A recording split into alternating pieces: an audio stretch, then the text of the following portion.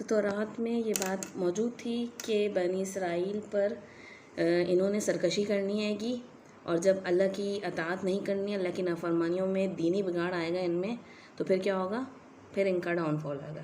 آیت نمبر 5 میں آ رہا فَإِذَا جَاءَ وَعْدُ أُولَاهُمَا بَعَثْنَا عَلَيْكُمْ عِبَادًا لَنَا، پھر جب ان دونوں میں سے پہلے وعدے کا وقت آ گیا، وعدہ اولاہما، اولا کہتے ہیں گے پہلے کو، اخرى بعد والے کو کہتے ہیں، بعثنا بھیجے ہم نے علیکم ان پر۔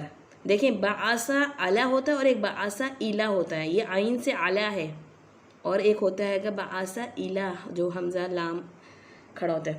تو بعثا الی جب آتا ہے تو وہ نبیوں کو بھیجنا ہے، یعنی اللہ کی رحمت آتی ہے گی، لیکن بعثا علی جو ہوتا ہے وہ سزا کے طور پہ کسی کو بھیجنا ہوتا ہے گا، یعنی ہم نے ان کے اوپر سزا کے طور پہ بھیجے۔ عباد لنا ہمارے بندے، یہاں عباد کا لفظ جو ہے نا آپ دیکھیں نکرہ آئے گا، 2 زبر لگا ہوا آئے گا، یعنی کوئی بھی بندے، عام بندے، کوئی خاص بندے نہیں کہ اللہ کے بہت اطاعت گزار بندے، بلکہ جو اللہ کے دنیا میں نافرمان بھی تھے، لیکن وہ اللہ تعالیٰ نے ان کو ایک سزا کے طور پہ، ایک لشکر کے طور پہ ان کے اوپر چڑھائی کروا دی۔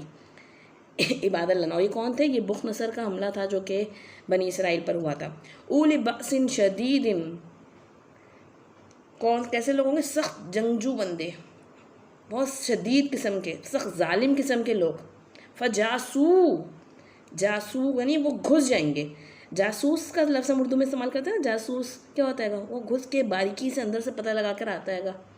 فجاسو گھس جائیں گے خلال الدیار، ان کے گھروں کے اندر۔ خلال کا لفظ دیکھیں نا آپ، اردو میں ہم کہتے ہیں خلل اندازی، اور ہم کہتے ہیں اپنے وضو میں کہتے ہیں نا خلال، داڑھی کا خلال ہوتا ہے، کیا ہوتا ہے؟ داڑھی کے بالوں کے اندر سے، یعنی 2 چیزوں کے درمیان بیچ میں گھس جانے کے لیے لفظ خلال آتا ہے۔ تمہارے گھروں کے اندر تک گھس جائیں گے، یعنی اینٹ سے اینٹ بجا دیں گے تمہاری۔ وَكَانَ وَعْدًا مَفْعُولًا، اور یہ وہ وعدہ تھا جو کہ پورا ہو کر رہے گا، یعنی اللہ تعالیٰ کی طرف سے کیا گیا وعدہ ہے گا، اس کو تو پورا ہونا ہی تھا، اور یہ ہوا۔ کیوں؟ تمہاری اپنی سرکشی کی اور ہٹ درمی کی وجہ سے۔ اور یہ بنی اسرائیل کو دکھایا گیا۔ دراصل بنی اسرائیل موسیٰ علیہ السلام کے ساتھ جب فرعون سے نجات ملی، تو جب کتاب ملی تو انہوں نے کیا کرا؟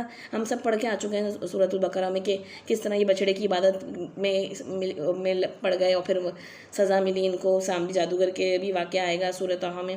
پھر 40 سال یہ گھومتے رہے، ان کو کہا کہ موسیٰ علیہ السلام نے چلو اس بستی میں داخل ہو، جہاد کرو، لیکن یہ بہت بزدل قوم تھی، اور ان کے عیاش بھی، اور مطلب ایک طرح سے غلام قوم بھی تھی، تو ان کے اندر بہت ساری برائیاں تھیں، لیکن کیا ہوا 40 سال تک پھر یہ نافرمانیوں کی وجہ سے ان پہ بین کر دیا گیا، موخر کر دیا گیا فلسطین کی سرزمین، اور اسی میں موسیٰ علیہ السلام بھی دنیا سے رخصت ہو گئے، ہارون علیہ السلام بھی وفات پا گیا۔ پھر یوشع بن نون کی قیادت میں انہوں نے جب ان کی جو 40 سال کے بعد جو ایک نئی جنریشن جو سختیوں پریشانیاں، جو ایک سختی پریشانی انسان کو جو مضبوط بناتی ہے گی، زیادہ عیاشیاں انسان کو ملے، کھانے پینے کو اور زیادہ آرام ملے نا، انسان جو ڈھیلا پڑ جاتا ہے گا، کسی کام کا نہیں رہتا ہے گا وہ بندہ۔ تو کیا ہوا؟ پھر یہ جو نئی جنریشن آئی، انہوں نے پھر جہاد کیا اور جا کر یہ فلسطین میں آباد ہو گئے۔ اب تو ہونا تو یہ چاہیے تھا کہ یہ دوسروں کو کتاب کی طرف بلاتے، اب کیونکہ یہ خود کتاب والے تھے، ہدایت پہنچاتے، لیکن غلامی اور پھر شرک کی رسمیں ان کے اندر رچی بسی تھیں، تو کچھ اللہ کی کتاب کو بھولنے کی وجہ سے ان کے اندر ایسی خرابیاں، دینی بگاڑ ان کے اندر آیا کہ اللہ تعالیٰ کی طرف سے ان کے اوپر عذاباً ایک بخت نصر کو مسلط کیا گیا، جو کہ بابل کا شہر کا ایرانی وہ بادشاہ تھا۔ ان کی اصل میں وجہ یہ تھی کہ ان کے اندر اپنی کمزوریاں تھیں، تو اس نے بابل کے جو بادشاہ تھا اس نے کیا کرا؟ اس نے پہلے ان کو آ کے آکوپائیڈ کیا، جیسے کہ آج ہم بھی دیکھیں نا، اور ان کے اوپر آ کے مسلط ہوا، اور جس طریقے سے آپ دیکھ لیں برٹش جو تھے وہ سب کانٹیننٹ میں آئے تھے اور وہ قابض ہو گئے تھے، تو اس نے قبضہ کر لیا، اور ان کے اوپر ہی انہی کے یہود میں سے کسی کو بٹھال کر چلا گیا اور اپنی انڈر میں لے لیا۔ لیکن ان کے اندر بہت بگاڑ تھا اس وقت یرمیہ نبی جو تھے نا، انہوں نے کہا کہ تم بابل کے بادشاہ کا مقابلہ نہیں کر سکتے، بیٹھ جاؤ، لیکن ان کے اندر کچھ ایسے شاعر اور ایسے خطیب ٹائپ کے تھے جو ان کو بہت بھڑکا رہے تھے کہ نہیں ایسا کیسے ہو سکتا ہے، ہم اللہ والے آئیں گے اور ہم نبی کی اولاد ہیں گے، ہم کیسے بیٹھ جائیں گے، ہم برداشت نہیں کر سکتے غلامی اور یہ وہ، ہم پہ کیسے۔ لیکن دیکھیں بعض وقت انسان جب کمزور ہوتا ہے نا، تو آپ دیکھیں مکی دور میں نبی کریم صلی اللہ علیہ وسلم صحابہ کرام پہ کیا تشدد کیا گیا، صبر کرایا گیا مسلمانوں کو۔ کمزوری کی حالت میں اپنی کوتاہیوں کی وجہ سے بعض وقت انسان غلط اسٹیپ لے لیتا ہے گا، تو ایسے میں کمزوری کی حالت میں انسان کو اپنی اصلاح کی اور اپنے تزکیے کی ضرورت ہوتی ہے گی۔ لیکن انہوں نے کیا کیا ہے؟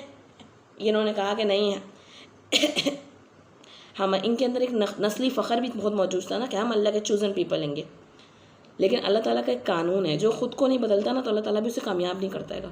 انہوں نے احتجاج کیا اور انہوں نے مخالفت کی اور ایک طرح سے بغاوت کری، تو پھر بخت نصر کو غصہ آیا اور اس نے آ کر ان کی اینٹ سے اینٹ بجا دی۔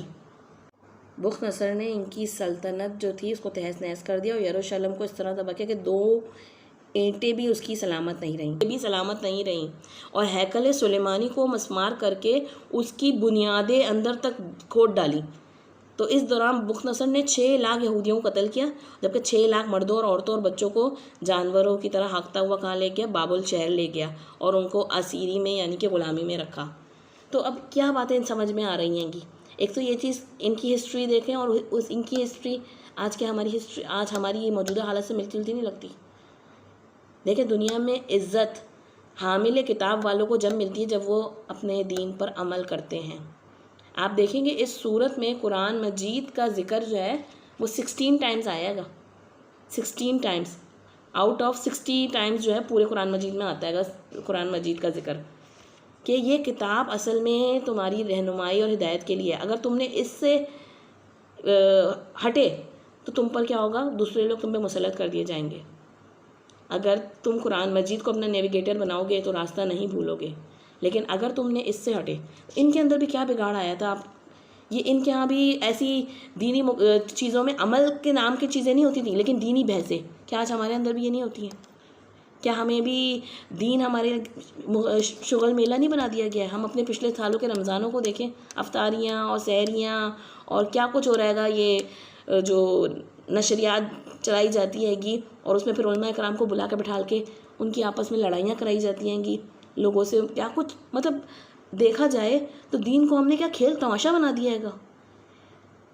کہاں یہ کہ ہمیں کتاب دی گئی ہے، ہمیں خود کتاب کا حامل ہونے کے بعد اس پر عمل کرنا تھا، دوسری قوموں کو اللہ سے جوڑنا تھا، امت وسط بنایا گیا۔ وسط کا مطلب کیا ہے؟ ہم واسطہ ہیں گے درمیان میں اللہ سے جوڑنے کے لیے، دوسری قوموں کو اللہ سے جوڑنے کا تعلق کنیکٹ کرنا ہے ہم نے، اور ہم اس کو بھول کے ہم وہ کام کر رہے ہیں جو دوسری قومیں کر رہی ہیں گی، بلکہ اس سے بھی بدتر حالت میں ہیں ہم۔